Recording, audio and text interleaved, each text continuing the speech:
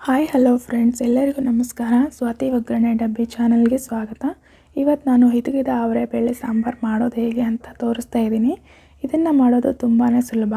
ನೀವು ನನ್ನ ಚಾನಲ್ ಹೊಸದಾಗಿ ನೋಡ್ತಾ ಇದ್ದರೆ ನನ್ನ ಚಾನಲ್ನ ಲೈಕ್ ಮಾಡಿ, ಶೇರ್ ಮಾಡಿ, ಸಬ್ಸ್ಕ್ರೈಬ್ ಮಾಡಿ. ಬನ್ನಿ ಈಗ ಈ ರೆಸಿಪಿ ಹೇಗೆ ಮಾಡೋದಂತ ನೋಡ್ಕೊಂಬರೋಣ. ಮೊದಲಿಗೆ ಇಲ್ಲೊಂದು ಬಾಣಲೆ ಇಟ್ಕೊಂಡಿದ್ದೀನಿ. ಇದಕ್ಕೆ ಒಂದು ದೊಡ್ಡದಾಗಿ ಕಟ್ ಮಾಡಿರೋ ಈರುಳ್ಳಿ ಹಾಕ್ಕೊತಾ ಇದ್ದೀನಿ. ದೊಡ್ಡದಾದರೆ ಒಂದೇ ಸಾಕು, ಚಿಕ್ಕದಾದರೆ 1ರಿಂದ 1.5 ಹಾಕ್ಕೊಳ್ಳಿ.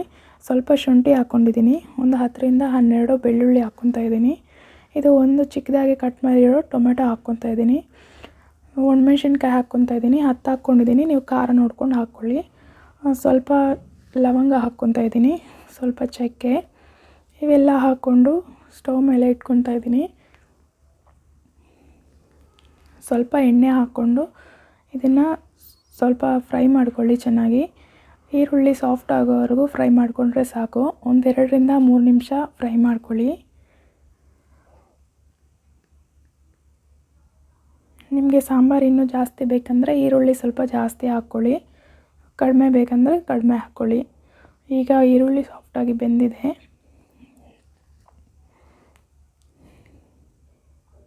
ಇದು ಫ್ರೈ ಆದಮೇಲೆ ಒಂದು ಜಾರಲ್ಲಿ ಸ್ವಲ್ಪ ಕೊಬ್ಬರಿ ಹಾಕ್ಕೊತಾ ಇದ್ದೀನಿ. ಕೊಬ್ಬರಿ ತುರಿದು ಹಾಕ್ಕೊತಾ ಇದ್ದೀನಿ. 1-2 ಸ್ಪೂನಷ್ಟು ಹಾಕ್ಕೊತಾ ಇದ್ದೀನಿ. ಇದಕ್ಕೆ ಸ್ವಲ್ಪ ಕೊತ್ತಂಬರಿ ಸೊಪ್ಪು ಹಾಕ್ಕೊಳ್ಳಿ.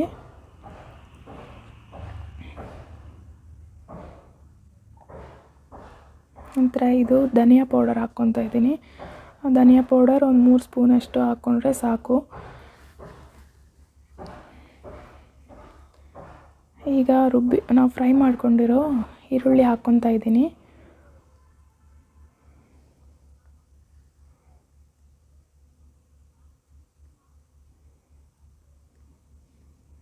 ಇದನ್ನು ಸ್ವಲ್ಪ ನೀರು ಹಾಕ್ಕೊಂಡು ನುಣ್ಣಗೆ ರುಬ್ಕೊಳ್ಳಿ. ಇಷ್ಟು ನುಣ್ಣಗೆ ರುಬ್ಬಿದ್ರೆ ಸಾಕು.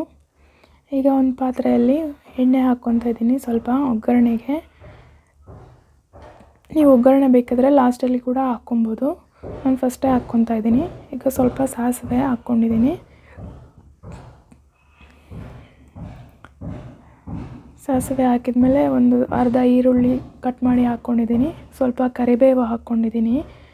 ಇದೆರಡು ಸ್ವಲ್ಪ ಫ್ರೈ ಆದಮೇಲೆ ನಾವು ಹಿತಕಿದ ಅವರೆಬೇಳೆ ಹಾಕ್ಕೊತಾ ಇದ್ದೀನಿ. 1 ಕಪ್ ಅಷ್ಟು ಹಾಕ್ಕೊಂಡಿದ್ದೀನಿ. ಇದನ್ನು 2 ನಿಮಿಷ ಚೆನ್ನಾಗಿ ಫ್ರೈ ಮಾಡ್ಕೊಳ್ಳಿ ಎಣ್ಣೆಯಲ್ಲೇ. 1-2 ನಿಮಿಷ ಫ್ರೈ ಮಾಡಿದ್ರೆ ಟೇಸ್ಟ್ ಚೆನ್ನಾಗಿರುತ್ತೆ.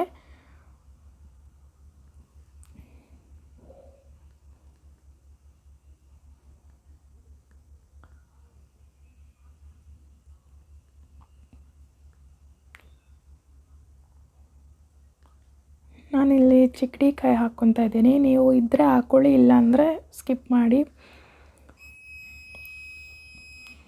ಇದು ಹಾಕ್ಕೊಂಡು 2 ನಿಮಿಷ ಫ್ರೈ ಮಾಡಿ.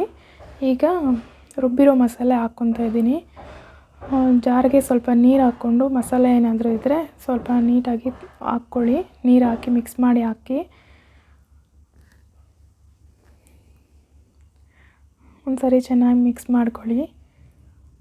ನೀವು ಸಾಂಬಾರು ಹದ ನೋಡ್ಕೊಳ್ಳಿ. ನಿಮಗೆ ಸಾಂಬಾರು ತೆಳ್ಳಗೆ ಬೇಕಂದರೆ ಸ್ವಲ್ಪ ನೀರು ಜಾಸ್ತಿ ಹಾಕಿ, ಗಟ್ಟಿ ಬೇಕಂದರೆ ಸ್ವಲ್ಪ ನೀರು ಕಡಿಮೆ ಹಾಕಿ.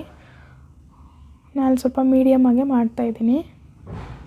ಸ್ವಲ್ಪ ಉಪ್ಪು ಹಾಕ್ಕೊತಾ ಇದ್ದೀನಿ. ರುಚಿಗೆ ತಕ್ಕಷ್ಟು ಹಾಕ್ಕೊಳ್ಳಿ.